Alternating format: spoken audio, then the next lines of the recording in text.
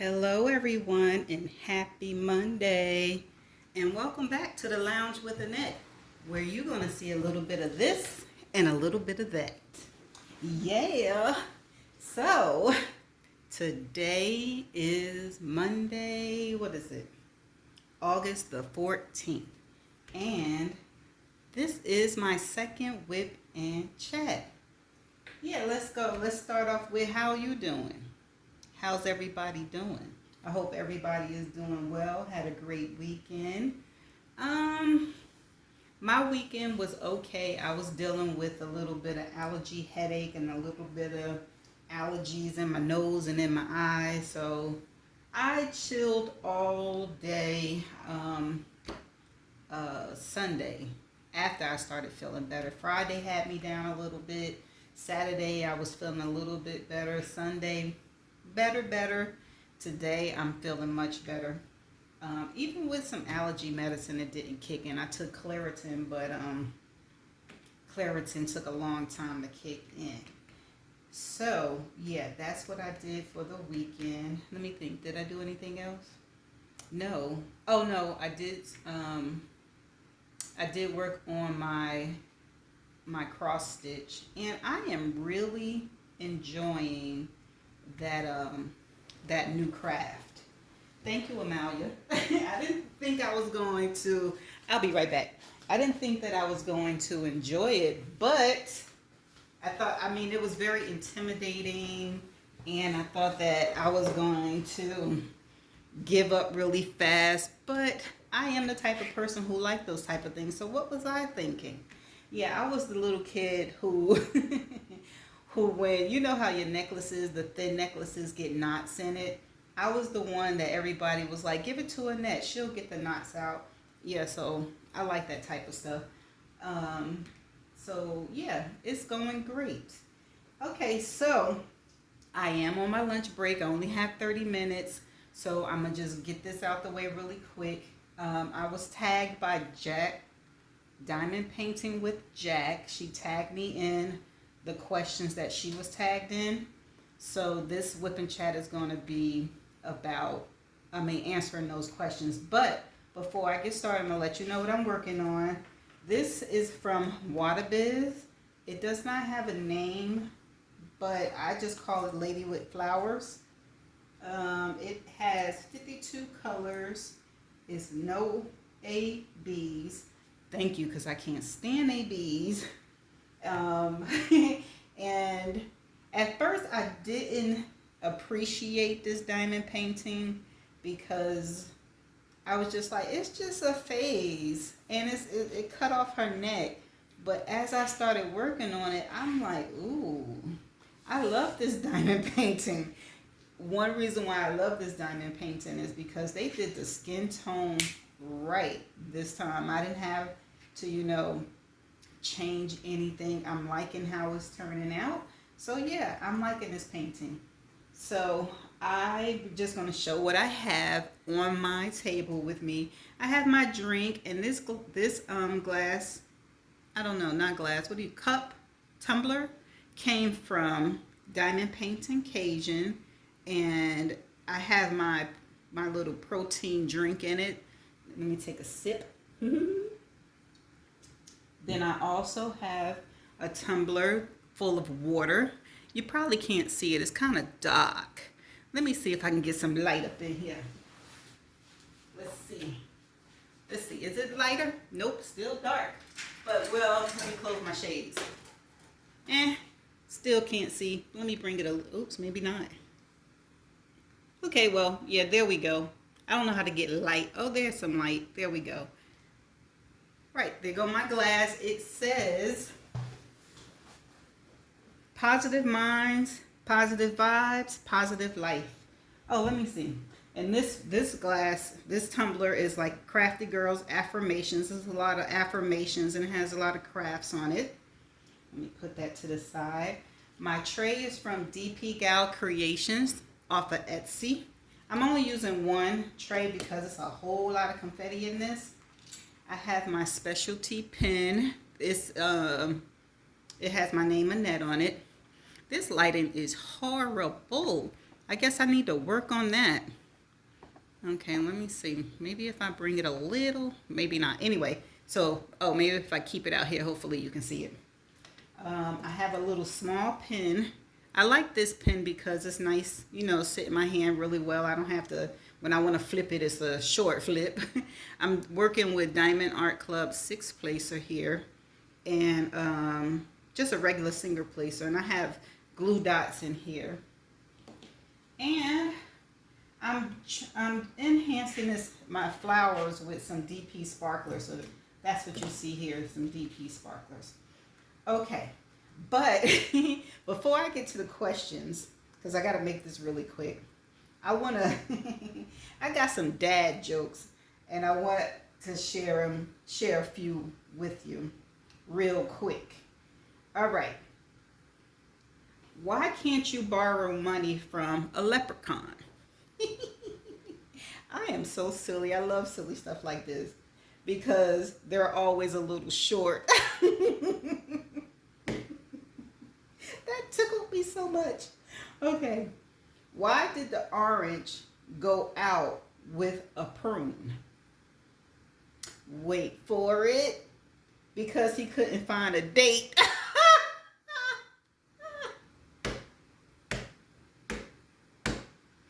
Okay. Why is it difficult for a pirate to learn the alphabet? Ready? Because he always get lost at sea. Okay.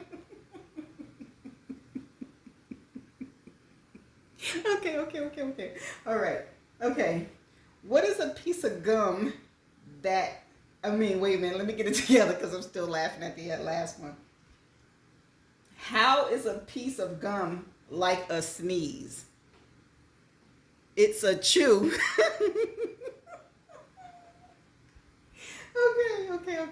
Okay. What did the melted cheese say to the unlucky toast? Man, it's not your day.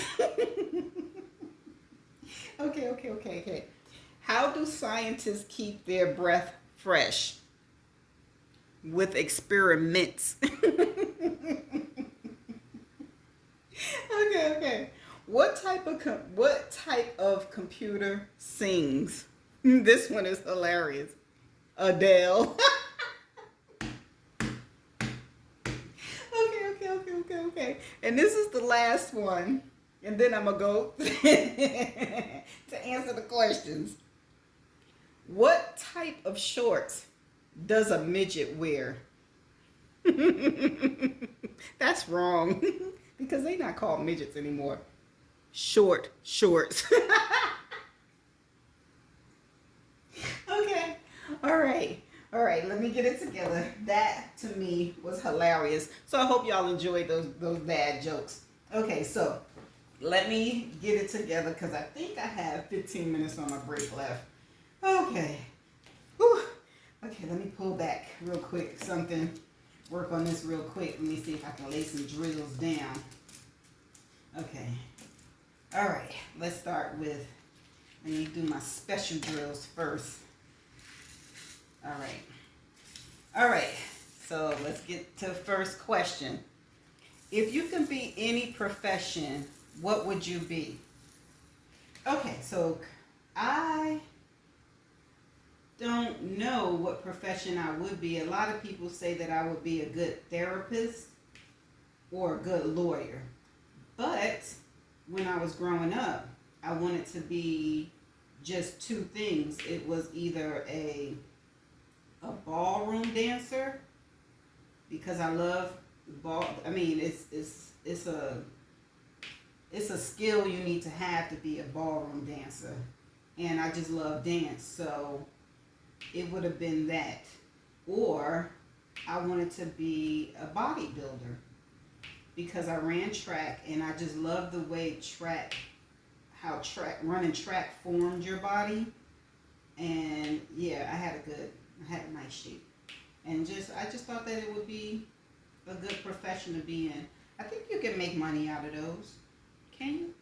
Yeah, money really never ruled me, so it was just pure. It would have been pure enjoyment. Yeah, the money would have been great, but it would have been pure enjoyment for me. Okay, so second question. What did you actually become? Let me tell you, when I was growing up, I always said to myself, you can be anything you absolutely wanted to be. And I believe that wholeheartedly. So I really didn't go for a profession. I just knew that I was really good with business. Like, yeah, running other people's business and stuff like that. And doing, working for my money and not actually being a business owner and things like that. So I'm in the business field. I'm actually a claims auditor, and the philosophy with that is I just said I can do whatever I needed to do. I will learn whatever I needed to learn. So I'm actually, it's kind of like in the business field, right? I don't know. My high school said that I was going to be in business. So I guess I was on that path. I took a business course. I liked it and stuff like that. I have an associate in business management. Ooh. Okay, yeah, I have an associate degree in business management. Okay, number 3. Where were you born and how did you come to be where you live now?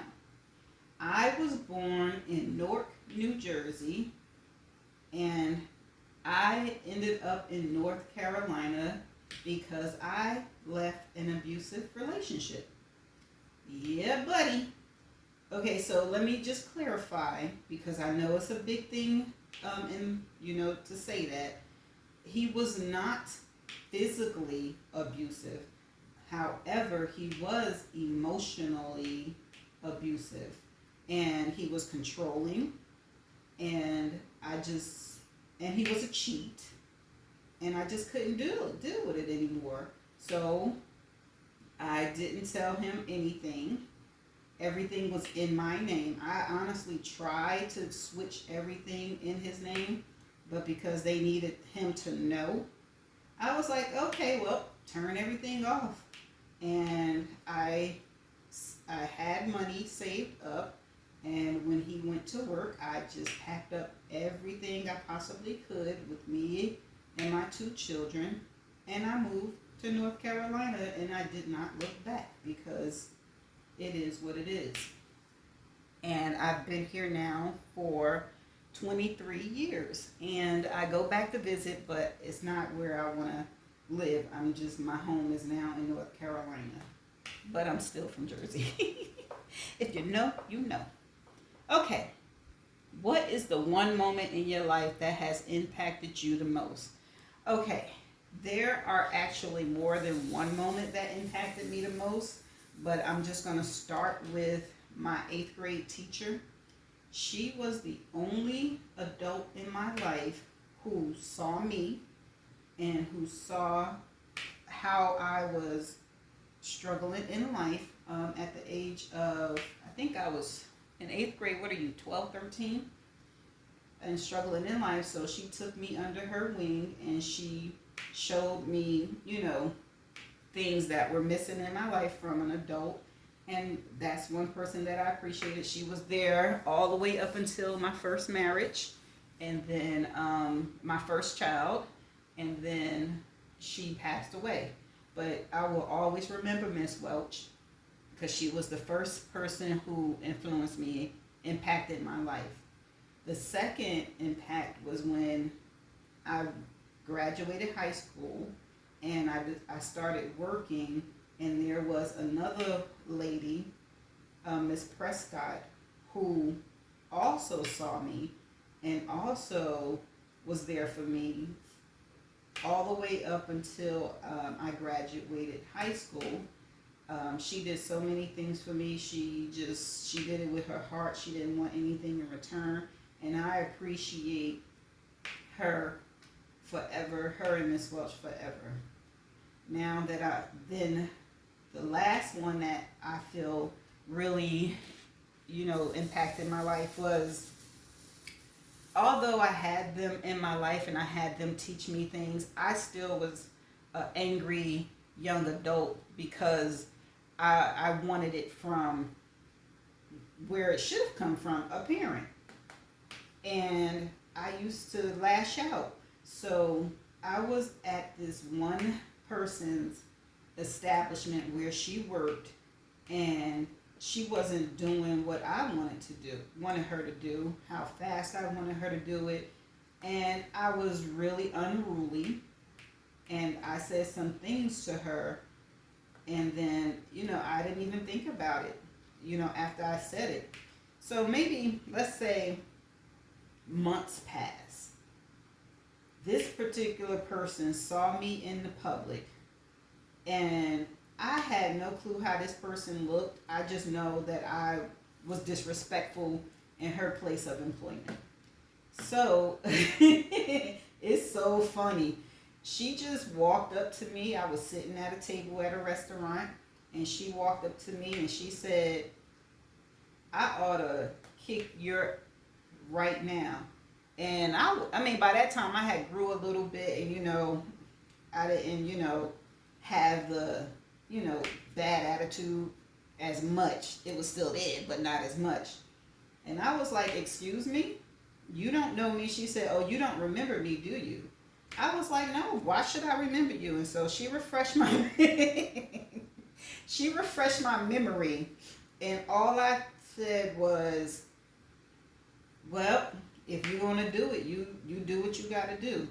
And at that moment, I realized you never know what people are going through. You never know if you're gonna see them again. And the fact that she just walked away and she gave me some words of advice and was like, "You need to treat people with respect, because you never know when you're gonna run into them again." And true enough, that stuck with me, and that changed me 360. I was no longer disrespectful. It's like my life flashed before my eyes, and I was just like, "Whoa, there's no point of being that way." And that was the moment where I stopped being angry, because she could have, did what she said she was going to do. And and she just walked away. So those 3 moments was the most important moments that impacted my life the most. I know a lot of people probably would say your children and stuff like that, but I'm a deeper kind of person, and things like that is what I feel impacted my life. Okay, number 5. How did you meet your partner or spouse? If you don't have one, who is the most influential person in your life, and what would your perfect person be like? Okay, how did I meet my spouse? I met my spouse at the library. Yeah, because I was taking my girls to the library to do a report, and my daughter didn't tell me she needed to print some things out, so I didn't bring any coins, no money, anything like that. So I just walked up to the security guard and I asked him, I said, "Do you have a quarter that I can borrow for my daughter to print out, and I'll bring it back to you when I come back?" And he just said, "Sure," because he said, "I see you all the time at the library. You're the only parent who have your children together. You don't let them run around. You always there with them, and you don't let them out of your sight." "No, sir, you're right." And I was like, "Whoa, what do you mean? You've been watching me?" He's like, "No, I haven't been watching you. I'm a security guard, and I notice how well behaved your children are and how you have them in line, and I appreciate that." I was like, "Oh, okay, because if you was watching me, you ain't getting this quarterback." And he was like, "You got such a, you so sarcastic." I said, "Every day, all day." I said, "I just needed to make sure where you was coming from, because homie don't play that." So, and then after that encounter, I think I decided I still didn't trust him like that, so I switched libraries. And then maybe like 3 months from that, I went back to the library, and he was like, "Where have you been?" I was like, what?" And he was like, "Here's my number. Call me." I was like, "Okay, girl." I ain't call him until like 3 months or. I don't be playing. I was like, "No, my kids, no, no." And so I think I took 6 months to call him. And then when I finally called him, first thing he said was, "About time." I said, "Oh, you've been waiting, were you?" He was like, "Yeah." So after that conversation, it took off, and we've now been together for 17 years, and it's going on 7 years marriage. So yeah, he's the one. I guess I don't need to answer if I don't have one, but I can answer the most influential person in my life. And regardless of me not being raised by my mom, she will not believe me, but she is the most influential person in my life because I saw what I did not want to do in my life through her. And I've told her that many times. Like, I forgive you. You know, I understood your situation, but she refuses to believe me. But I understand why she don't believe me, because she gave birth to 6 children, and I'm the only one who forgive her. So for some reason, she just like, "Nah, I don't trust it." And it's okay, because she's the most important, most influential person in my life. She just taught me all the things I shouldn't do, whether she believes it or know it or not. Okay, so what was the last part? What would your perfect person be like? I know a lot of people say they don't want a perfect person, and there's no perfect person, but there is a perfect person for me. And I am married to him. Yes, he have his flaws, but he's the only one that has lasted past 3 to 5 years. And I say that's perfect enough for me, because I was quick with, get out of here. Bye. Bye. Anybody see that? I think it's a TikTok or something like that, and her father is dropping her off, and she was like, "Bye, bye." She was so excited to leave. She was like, "Bye." That was me in relationships. Like the first whatever, I was like, "See ya, peace, get out."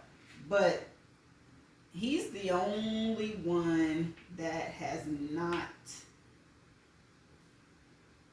been able to, not been able to, but he hasn't, had me say, "Bye, get out of here." He is funny, he's serious, and he give me space. He's not controlling, and I'm like, yes, give me that. Like, he take care of business at the home. He's good with money. And I'm like, yes, he worked hard. He, like, if he sees something that needs to be done, ain't no need to tell him. But he is mean as hell. And that's his flaw sometimes. Sometimes, I'm a Cancer, he's a Pisces. And sometimes I be like in my little old, whatever, and he be in his, if you don't get out of here phase. And I be like, "Oh." But that comes with, learning him. And, oops, I put that on the wrong symbol. And, yeah. So to me, my perfect person would be somebody who is not controlling, someone that's open, someone who understands how to give people space, someone who knows how to love, someone who definitely makes me laugh, someone who is about their business, take care of their business, don't have no excuses of why they can't take care of business. And he's a real good problem solver. He gotta, know how to solve some stuff. If you don't know how to solve it, look it up, figure it out, Woo, child. That's my perfect person. Okay, so that's the end of the questions. Oh, no, no, there's one more. This is the last question. Which 2 to 3 people do you tag to answer these questions? Okay, well, I'm new to YouTube. I've only been here for since May, so I have some friends and things like that, but I'm not sure if they'll answer it. But I'm going to tag them. I'm going to tag Kimber's Craft. I'm going to tag Scrapping Sylvia, and I'm going to tag Diamond Peyton Cajun. I chose those 3 because I like them so much. I love watching their videos. I love they're so friendly, they're so inviting, and I just like their channel. So I think that they will answer these questions, and that's who I decided to tag. But my break is over. It's actually 101, so let me put all this up and get back to work. So thank you all so much for watching today's video, my whip and chat and my tag questions. Thank you, Jack, and see y'all in the next video. Bye.